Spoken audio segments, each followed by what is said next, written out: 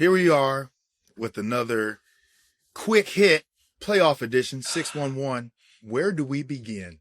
It's a sad day for the 611. Let's just start Yeah. off with that. It's a sad day for the 611, and it's okay to be biased. Our whole career was spent in Philadelphia, and I think every man on this podcast, including the ones that were in that dugout last Mm, night, felt that this was the year with this group. Everything going their way in the fashion that they had a stacked team. They had an ace go down. We saw ace become more than an ace. We got a closer, something that we needed to figure out that ninth inning. We brought in Bader. That was a great trade acquisitions. Everything worked out. Our trade acquisitions were great.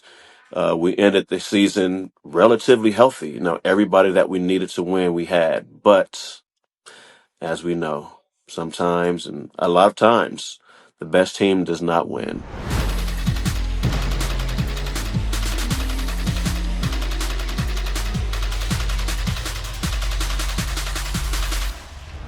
Go ahead and take it away since you're down there in Mexico. We're trying to get you to the beach, so we're gonna wrap this up because we don't want your day in Mexico to be bummed out. We don't want the vacay to start off on the wrong foot. You know, the first thing I want to start off with is that the pitching was exactly what we said it needed to be.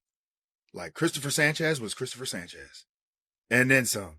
Luzardo, I told you he was the wild card, and he showed up and showed out. You know, he gave you every opportunity. He went toe to toe with Snell and gave you every opportunity to kind of stay in there. Now, sometimes it happens, man. Like bats just kind of go cold, but well, let me put it this way. Bats can go cold, but when you facing the caliber of pitching that they faced in Otani and Snell Yeah, and Yamamoto. Hey, look, let's not and discount Yamamoto, Yamamoto. like you face three aces. You're facing three aces, so it's a tall task to be able to go out there and try to beat those guys. Now, and it wasn't like you got blown out or anything like that. Every game was tight. They Yeah, played every single game well.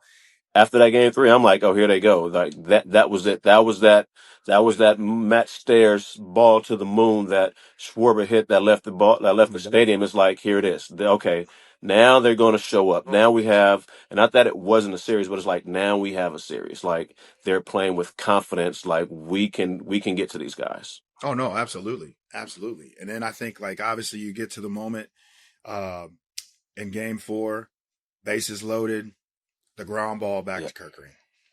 fundamentals, And just fundamentals. you know it's just the fundamentals, and it's one of those things, you know, where it's sometimes the situation just gets the best of you, um and you know a little bit of panic set in as opposed to, you know, picking it up. Everybody, it's easy for us to all sit here and say, hey, like, yeah, you got to go to first base, but it's understandable. Like sometimes those things just happen, and it sucks. Like we've been on on those sides of those types of things happening. I mean, it's in his mind. It's probably like, hey, I'm thinking, yeah, I got this. I got this. 9 times out of 10, you're fielding that ball. Now I'm going to push back a little bit. I'm going to push back because I don't think we've been on that side of it. We haven't been on that side of it. Rye, we busted our butts. We were drilled and we practiced those things over and over and over and over. So there is no panic. And that's the purpose of practicing. Also, that's the purpose of going through different scenarios in your head. And I was thinking about it. If he goes to first, right? And if it's like he throws it up the line, off the line, and it's a bad throw and he loses on the error anyway. You live with the bad throw because it was the right play. It was the correct play, not being executed. Nothing about that play was executed, and that's what makes it so difficult. Like it's almost like a blackout moment. Like, yes, the moment can get big. You take that deep breath. We talk about take a deep breath, get your thoughts together, and then you get back into it. And then when those things happen, there, like I said, there's no panic, and that's what made it so frustrating watching the game live. He'll learn from it. Unfortunately, it's something that will just, be talked about for a while. But I hope I can pretty much guarantee that'll never happen again. Anyhow, the Dodgers move on. Let's talk about the good things. The Dodgers move on. They look great. I mean, they look great, and we talked about it in our run. You have to win a championship innings, and you look at their scoring after the fifth inning. We called them the seventh, eighth, and ninth innings. The Dodgers started in the sixth inning. They win inning 6, 7, 8, and 9. And that's how they end up winning the series. Hernandez brothers, of course, they strike again. Kiki And scares me, bro. They scare me, bro. yeah, Those like Teoscar and Kiki, bro. Those are the two. Those are the two guys in the lineup that, I mean, it's no disrespect to Otani and Freddie and everybody. Those guys, it's like when the moment is right there, that them and like Max Muncy, right. like Hey, look, they hey, look, that's and Will and Will Smith Smith too. and Will Will Smith. Smith. I'm Yeah. saying, like, I mean, they've got guys that come up in moments. That come up in the yes, moments and they are there and they are ready for those moments. And it's like, yep, you know, like you said, they held the Phillies pitchers held Freddie at bay. Like you said, Mookie pretty much as well, and Otani. But it yep. was the Hernandez boys. Hey, look, how can And we forget Edmund? I mean, yeah. just they have guys, yes, Yeah. and as we call them, they have red light players. Mm-hmm. They're not afraid of the moment. They have red light players. So kudos to the Dodgers. You know, they did what they needed to do, as Mookie said in the interview. You know, it was a street fight just in the form of baseball. But man, every single game, and I'm not gonna lie, last night, Ryan, I couldn't take it. I'm just, oh my gosh, that was the first time. I'm not even in the World Series when we were there in, what was that, 22? I didn't feel this way. It was just like on edge, Mm-hmm. anxious, nerves. I understand people saying your nerves are bad. It never happened as a player. You know, as a player, you're going to make it happen, or it's not going to happen. But as a fan and someone watching, there's nothing you can do. And oh Nothing. my gosh, Game 5, nail biter between Chicago and Milwaukee. That's another street fight in the form of baseball. But you know what The though? That home was team has won every game so far. Just to note, the home team has won every game so far. and that and as we said before this series started, these teams are familiar with each other. So Yes. this is to be expected. Them Yep. going back and forth because the way that Milwaukee came out games 1 and 2, it looked like it was over in 3. Over. It Absolutely. looked like the Cubs had no shot No shot. but then the way they came back, they rallied back. You found some good things and I think in game 2 where it's like, yeah, those games were kind of Milwaukee got out early quick, but then you could see some things where, okay, hey, we may not necessarily get this game, but let's find a silver lining. Let's continue to fight. Let's build on positives. And you could tell All that right. that's what the Cubs were doing towards the end of the game, and then Yeah. carried that into Wrigley. And actually, I believe Game 2 in Milwaukee, the Cubs came out, put up a 3 or 4 spot. You did Milwaukee's like, early. hold on, partner. Whoa. Hold up, Yeah. hold up. Let me show y'all how we really do it. And when I saw that happen, I'm like, it's a wrap. It's a wrap. Yeah. And even in Game 3, Milwaukee had a chance to close it out. I thought there was a bonehead. I don't know if it was a safety squeeze. It just wasn't necessary. It was almost like you're up 2 games to nothing, and you panicked in that moment. Like Yeah. literally, why? Why? The way you guys are swinging a bat, you don't try to drive the ball out the yard. You have a run on third. You guys are the best team with 2 outs, and although it was 1 out at the time, you guys are the best team with 2 outs or runners in scoring position. You're down by 1 run on the road. You're not playing for the tie. Right. Drive him in.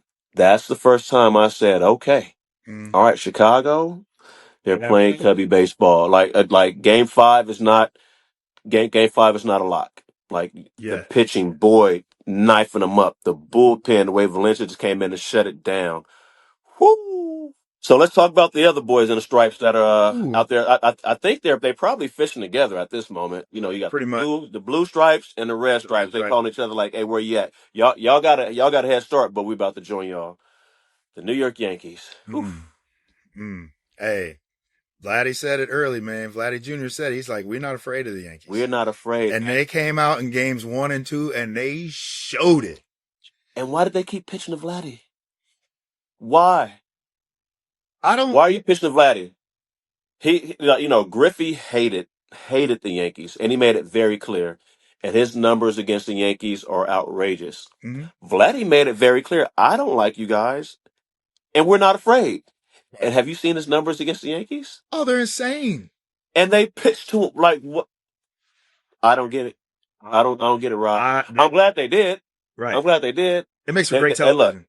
They made him stand on business, and guess what? He stood tall. Yeah. He stood tall with Thor's hammer. Yes, he did. They have a young lineup with some veterans in there. Volpe has to step up.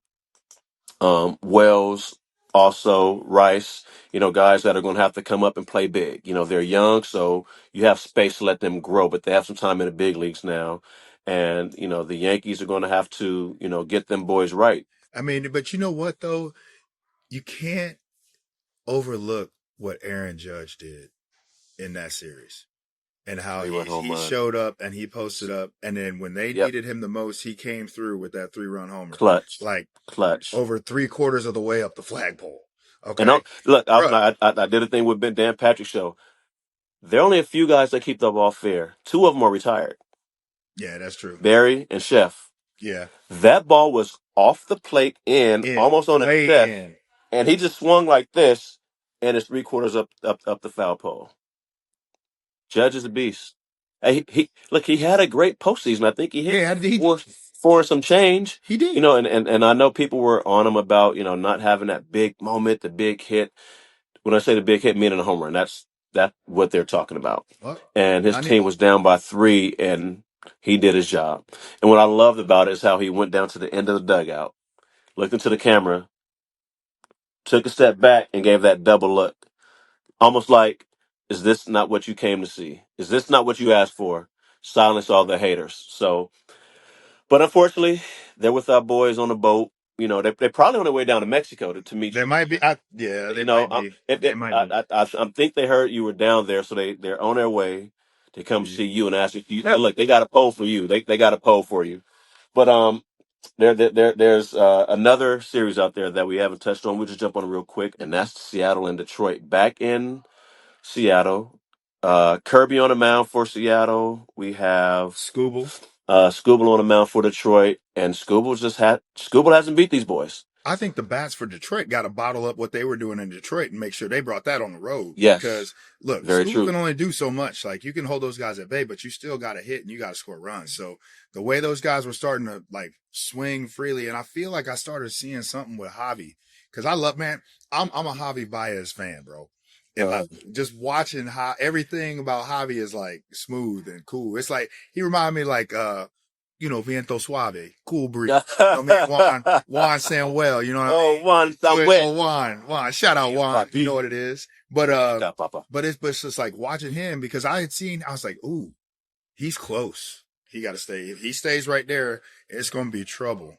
It will be trouble. So yeah, that offense they had there was definitely something that we saw like Chicago, who Detroit was in the first half. They struggled in the second half, but what we saw in Detroit, it was like that's scary. Now, lineup wise and roster wise, I like Seattle better. mm-hmm. I just do. I just think it's constructed very well. So, Big Peace, thanks for your time, brother. We know you out there on vacay. You got satellite on the boat, so you know what that means. You can watch your boy Young James on TNT, You gonna catch MLB that The text? Opener. You gonna catch that text from me? Yeah, for sure. Let me know. Yeah, I'm gonna be fresh to death as we travel for the NLCS this year, which I'm excited about. We're going to be in the building, y'all. We're going to be in the building. You don't want to miss it. If you're there, come holler at us. If you're not, catch us on the tube. But in the meantime, if something happens, we're going to try to bring it to you on the 611 quick hitters. Peace. Enjoy your time. Thank you guys. Peace.